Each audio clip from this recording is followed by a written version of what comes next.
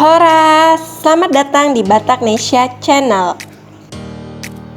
Bagi kebanyakan orang, pernikahan adalah nilai tunggal mereka paling penting. Mereka akan berbuat segalanya yang bisa mereka lakukan untuk menyesuaikan secara memuaskan. Lalu, apa saja tata cara pernikahan adat Batak Toba?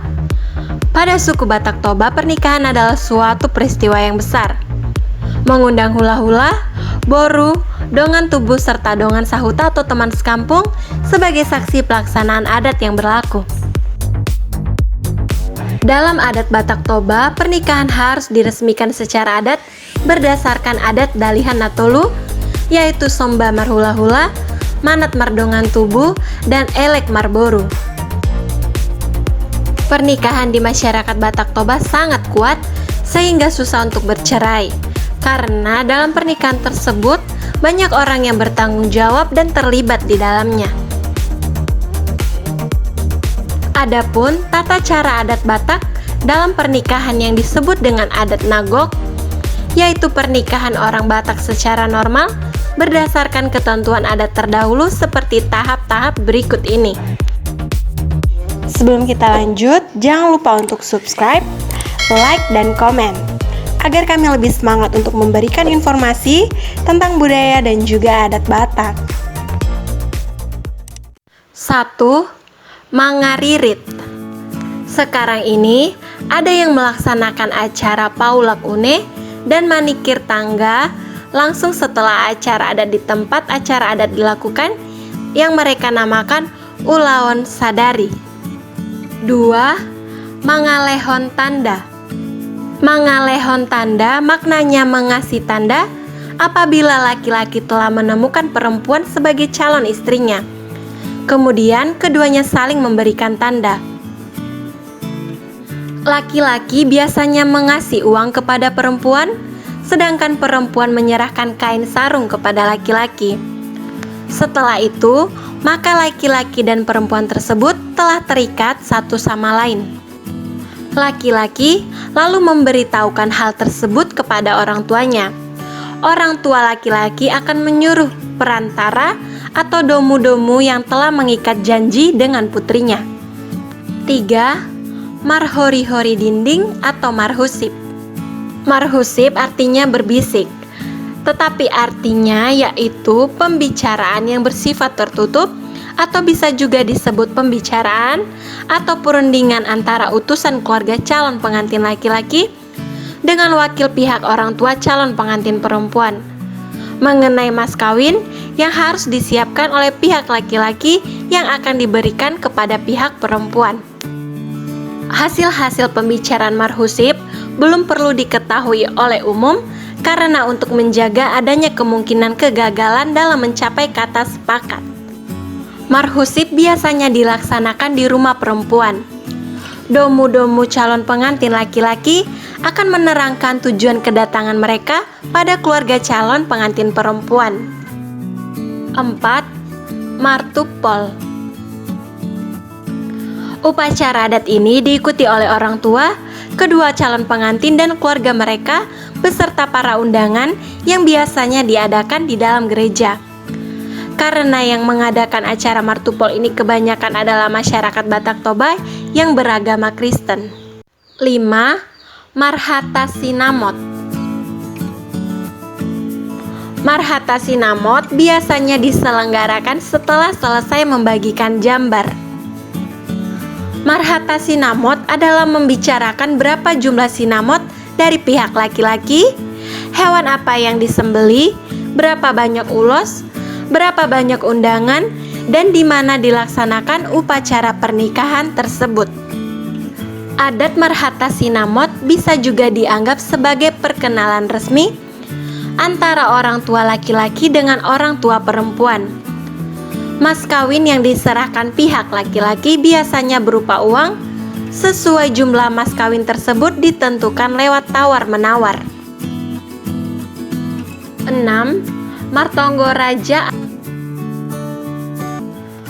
Martonggo Raja merupakan suatu kegiatan pra-upacara adat yang bersifat seremonial, yang mutlak diselenggarakan oleh penyelenggara yang bertujuan untuk mempersiapkan kepentingan pesta yang bersifat teknis dan non-teknis. Pada adat ini biasanya dihadiri oleh teman satu kampung, dongan tubuh atau saudara. Pihak hasuhuton atau tuan rumah memohon izin kepada masyarakat sekitar, terutama dongan sahuta atau teman sekampung, untuk membantu mempersiapkan dan menggunakan fasilitas umum pada upacara adat yang sudah direncanakan. 7. Manjalo pasu-pasu parbagason atau pemberkatan pernikahan. Pemberkatan pernikahan kedua pengantin dilaksanakan di gereja oleh pendeta. Setelah pemberkatan pernikahan selesai, maka kedua pengantin telah sah menjadi suami istri menurut gereja. Setelah pemberkatan dari gereja selesai, lalu kedua belah pihak pulang ke rumah untuk mengadakan upacara adat Batak, di mana acara ini dihadiri oleh seluruh undangan dari pihak laki-laki dan perempuan.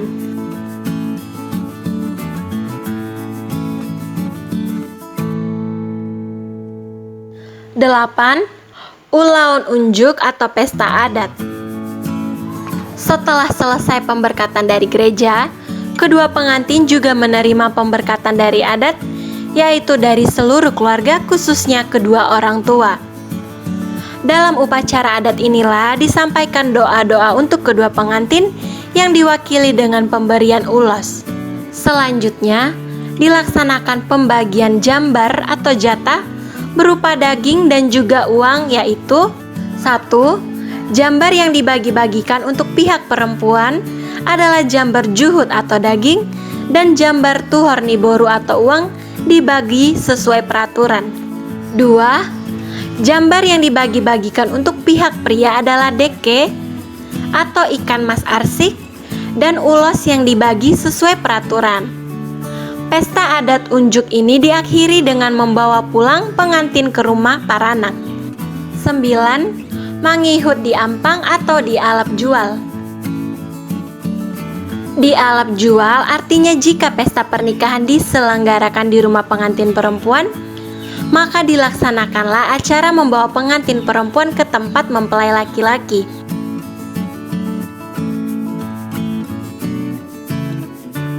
10. Ditaruhon jual. Jika pesta pernikahan diselenggarakan di rumah pengantin laki-laki, maka pengantin perempuan dibolehkan pulang ke tempat orang tuanya untuk kemudian diantar lagi oleh para namborunya ke tempat namborunya. Dalam hal ini, paranak wajib mengasih upah manaru atau upah mengantar, sedang dalam dialap jual upah manaru tidak diberlakukan. 11. Paulak une. Adat ini dimasukkan sebagai langkah untuk kedua belah pihak bebas saling kunjung mengunjungi setelah beberapa hari berselang upacara pernikahan, yang biasanya dilaksanakan seminggu setelah upacara pernikahan. Pihak pengantin laki-laki dan kerabatnya bersama pengantin mengunjungi rumah pihak orang tua pengantin perempuan. Kesempatan inilah pihak perempuan mengetahui bahwa putrinya betah tinggal di rumah mertuanya. 12. Manjae. Setelah beberapa lama pengantin laki-laki dan perempuan menjalani hidup berumah tangga, kalau laki-laki tersebut bukan anak bungsu, maka ia akan dipajae, yaitu dipisah rumah atau tempat tinggal dan mata pencaharian. Biasanya kalau anak paling bungsu mewarisi rumah orang tuanya. 13. Manikir tangga. Setelah pengantin manjae atau tinggal di rumah mereka, orang tua beserta keluarga pengantin datang untuk mengunjungi rumah mereka dan diadakan makan bersama.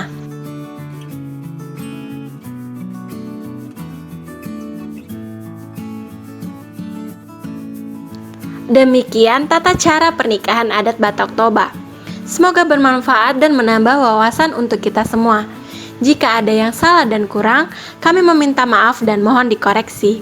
Jika ada pertanyaan lagi mengenai pernikahan adat Batak, silahkan kamu tulis komen di bawah ya. Sekian informasi untuk hari ini.